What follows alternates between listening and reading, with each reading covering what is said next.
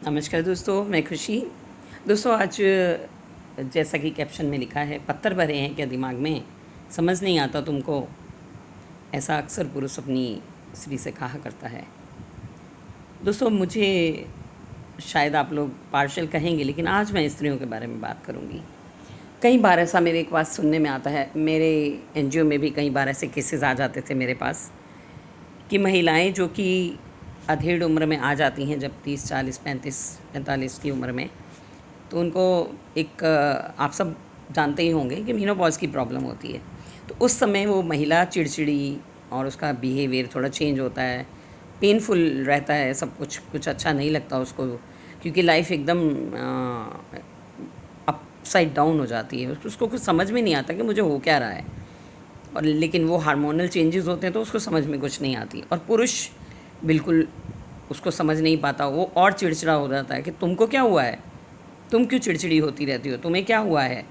पुरुष वैसा ही वैसी अपनी स्त्री को देखना चाहता है कि वैसे ही प्रेम से भरी हुई और वैसे ही सब कुछ उससे वो चाहता है, लेकिन स्त्रियां उस समय किस दौर से गुजर रही होती हैं ये वो नहीं समझ पाता।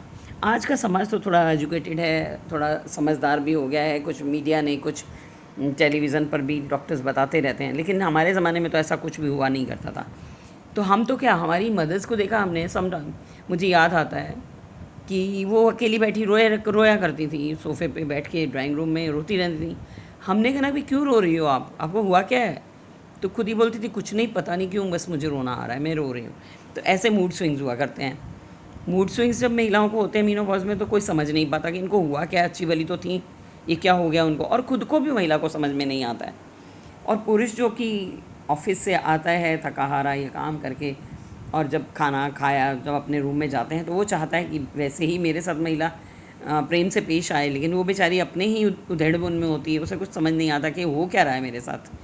सो दोस्तों, कहने का मतलब ये है कि जितनी भी महिलाएं 45 उससे ऊपर की हैं, वो खुल के बोलें, खुल के बताएं अपने पतियों को कि मुझे ये प्रॉब्लम हो रही है, या भाइयों को हमारे जो भी हैं, कि ये प्रॉब्लम मेरे साथ है और मेरे को जो भी हो रहा है, मेरी जो भी प्रॉब्लम्स हैं वो ये प्रॉब्लम्स हैं और मुझे ये हो रहा है। वो बताती नहीं हैं, और उल्टा पुरुष लोग जो हैं वो समझ पाते नहीं हैं, उनका कोई दोष नहीं है। पुरुषों को जब पता ही नहीं होगा, एजुकेट ही नहीं होंगे उस चीज़ के बारे में, तो उन्हें पता ही नहीं होता है, तो फिर वो डांटने लगते हैं कि तुमको हुआ क्या है, कि तो पत्थर भरे तुम्हारे दिमाग में, तुम्हें समझ में नहीं आता मैं तुम्हें क्या कह रहा हूँ। तो ये डायलॉग अक्सर सुनने में मिलता है, और जो वो महिला जिस दौर से गुज़र रही होती है वो और ज़्यादा आहत हो जाती है। सो दोस्तों, कोशिश कीजिए कि एजुकेट हों इस विषय में ज़्यादा से ज़्यादा, और महिलाएं भी खुलकर बोलें कि शायद मुझे क्या प्रॉब्लम हो रही है, समझ में नहीं आ रही है, तो चलिए डॉक्टर के पास चलते हैं। क्योंकि डॉक्टर के पास चलते हैं, समझ के सुन के ही डर लग जाता है। मैं भी उन्हीं में से हूँ, मुझे तो डॉक्टर नाम से भी डर लगता है। सो दोस्तों, मैं सब बहनों के विषय में ये कहना चाहूँगी, क्योंकि ये दौर एक ऐसा होता है 40 से 60 की उम्र के बीच का, कि जब आप मेनोपॉज़ के दौर से गुज़र रही होती हैं और आपके साथ बहुत कुछ अपसाइड डाउन हो जाता है।